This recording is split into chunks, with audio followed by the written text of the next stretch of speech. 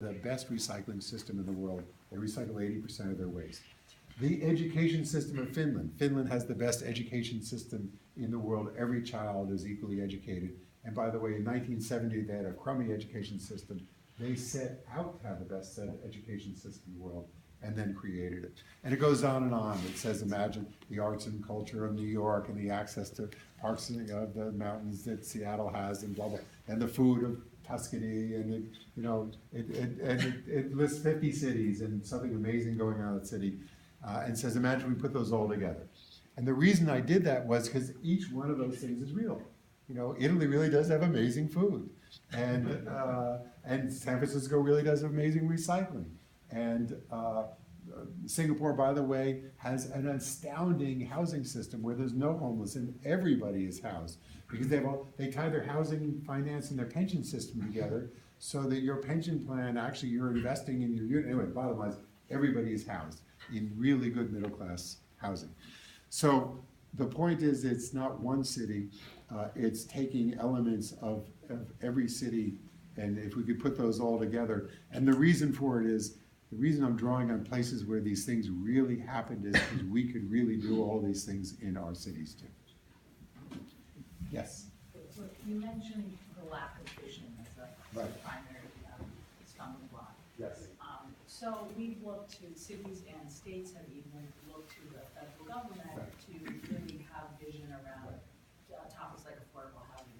So how do you, if we have plans on the city and state level that are actually good based on best practices, how do you actually get that ramped up? Because I think Singapore's great. We're looking at Massachusetts, looking at their education. We've traveled there. Right. But how do you scale that? I mean, Singapore is great. A lot of these places like Scandinavia, they have great systems, but it's not on a scale for the amount of time we have to address these issues to get, how do you get from there to scaling it up to work in the United States when we have, it's a lot bigger. So here's the thing, that's why I love cities.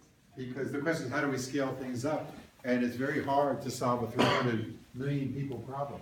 But it's much easier. So is Boston 750,000? How many people are in Boston? 630. Pardon me? 630. 630, I gave you credit. So 630. 630 is a whole, it's not easy. I'm saying there's a lot of politics, a lot of complexity here, but it's easier. Cities are the level, and I have seen some really amazing things happen in cities when they lay out a vision and decide to really go for it. They can, it takes decades, but it can really make a difference to the city. So I'll give you an example that's in the book. So in when the civil rights issue happened, in 1950, Birmingham, Alabama, and Atlanta, Georgia were exactly the same population within 1,000 people. And their income was exactly the same within $1,000, the average income, the median income of those two cities. Birmingham, when the 60s happened, they were both steel towns, turned inward and racist and confrontational, and Atlanta turned outward, invested in an airport and a whole global, air transportation system, and in racial equality, had one of the first black mayors, etc. The difference today is that Atlanta is literally, the Atlanta metro region is 6 times larger than the Birmingham region. The median income is literally twice as high in Atlanta as it is in Birmingham. So there are core decisions we make about who we think we are as a city or as a people or as a culture that have fantastic positive or negative long-term implications for ourselves. You know, Finland didn't make the world's best education system overnight. It took decades to do that. So imagine if a city said, this is not just talk, we really, really, really want to have the best education system in America, best public education system, and we're going to be relentless about that. And we're going to build consensus with our unions and our parents and our students, and there will be no excuses. This is what we're going to do, and we're going to measure ourselves every month or every quarter or whatever, and really make sure we're getting there. When one of the other stories I tell in the book is about Louisville, Kentucky, and when what they did about their education system when integration happened. And they said, we're going to build, so it's not a universally extraordinary education system, but it's a very, very good education system. And when I visited Louisville, they took me to a school that had been called the Manual High School. Most cities had these technical schools where kids who they thought were not on a college track would go, and they'd learn to be a manual laborer, they taught a lot of shop there and some home economics. So they took me to the Manual High School, and they said, we decided to convert this to a magnet school, and it's one of the 10 best schools in America. So I thought, well, that's pretty, like found with hometown boosters, and they're very proud of the school. That's great. Let me Google this, actually. Turns out it's actually number 7, the 7th best high school in America, and has the number 1 most merit scholarship of all. This was their Manual High School in the heart of their slough.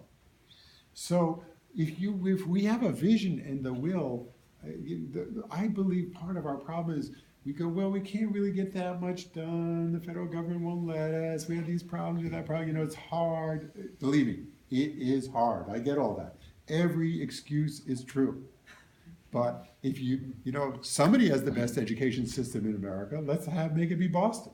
Somebody has the most affordable housing in America, let's make it be Boston. It's like we should know what it is we want to achieve, set the vision for it, and then work like the Dickens for decades together.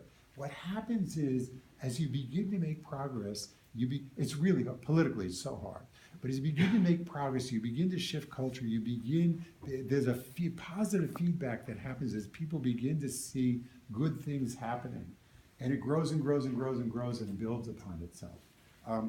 So you know what, I'm gonna tell, just one second, I'm gonna tell one more story, and that is of Oklahoma City.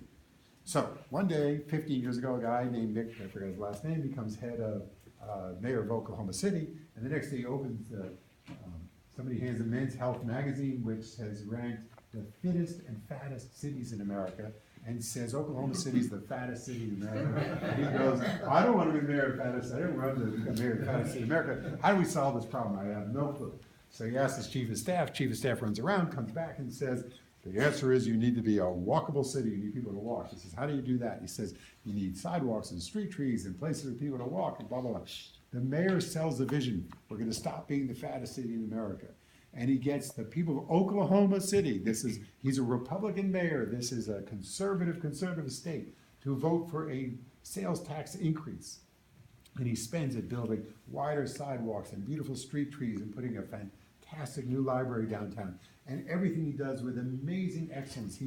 He hires a bunch of architects, landscape architects actually from Harvard, but he searches the country for the best he can find. He does it beautifully. People love it. The civic leaders come to him and they say, we have a problem. They are the big corporate leaders. Our children go off to college, they think this is the most boring place in America and they never come back. We want our kids to come back.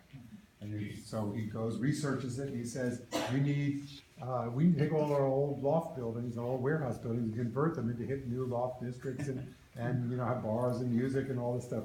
So again, he comes up with a vision. He passes another sales tax increase. People fund this. He creates these incredible, thriving, cool places for people to be. This goes on and on. He's done, I think, 5 of these. People said, the traffic here is terrible. What do we do about it? He studies. He says, we need a mass transit system. He gets them to fund light rail. People say, we want to be a globally significant city. He does a study, determines that their river that goes through it, he could put in some rocks and stuff like that, and he's made the #1 place in America to train for Olympic whitewater kayaking.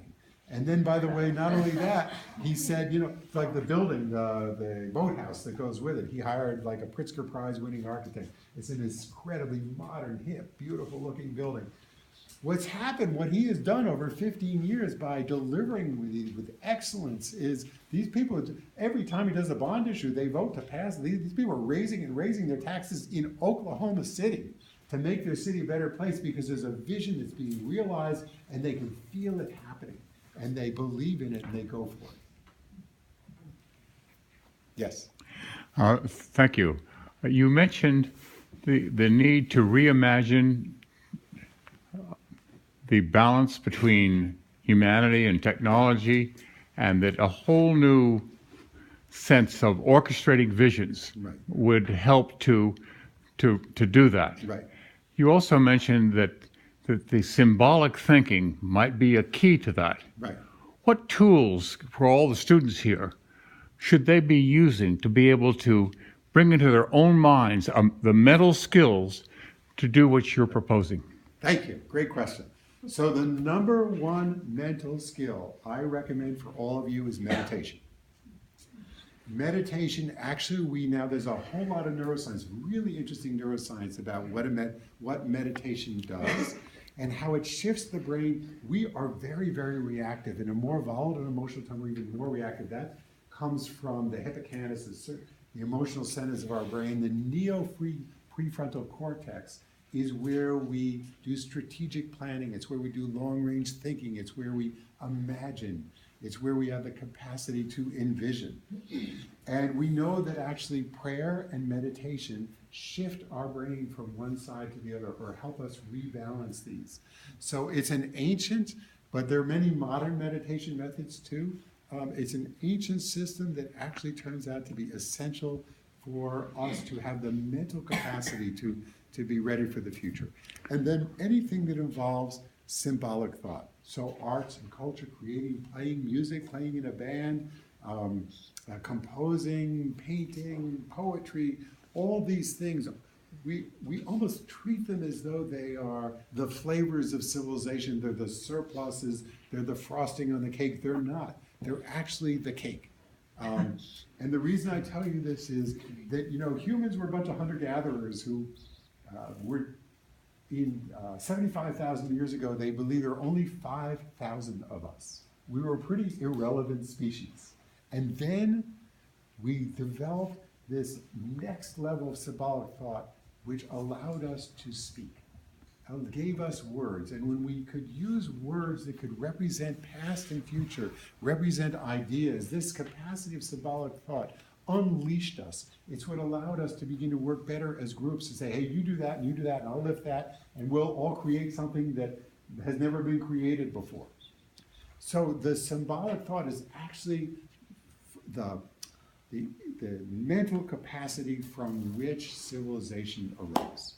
So I think anything that develops that capacity today is essential for the next level of civilization. Just a quick comment, and that is that the symbolic alphanumeric thinking that has come down from 75,000 years to go to today, I think that the symbolic thought has now being understood as pattern recognition.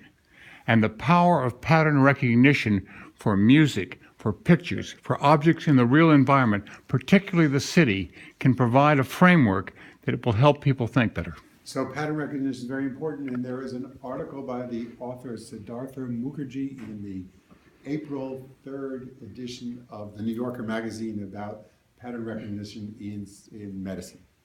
I think we take one more question. Yeah, I have time for one more question, then I gotta go. Yes? So I have a more mundane big question. So you talked about developing civic responsibility among businesses, but we live in a world of mergers, acquisitions, globalization. There is no Bank of Boston anymore. Right. There is no local No drugstore. Right. So how do you go about developing that sense of responsibility in a particular urban area when the biggest businesses aren't connected to the area? That's a really important question. So one is we need to grow businesses that are more connected to area. We're seeing a rise of kind of localization and more local businesses. And then there was a time in which even global or national businesses felt that in each place they functioned, they had a local civic responsibility. And I think we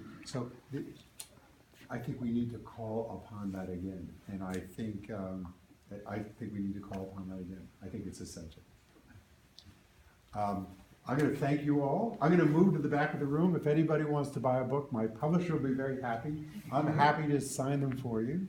And I'm going to have to leave for the airport in about 12 minutes. So I encourage you to buy quickly. Bravo! Bravo! how can I communicate with you? How can I get in touch with you? I'll write you.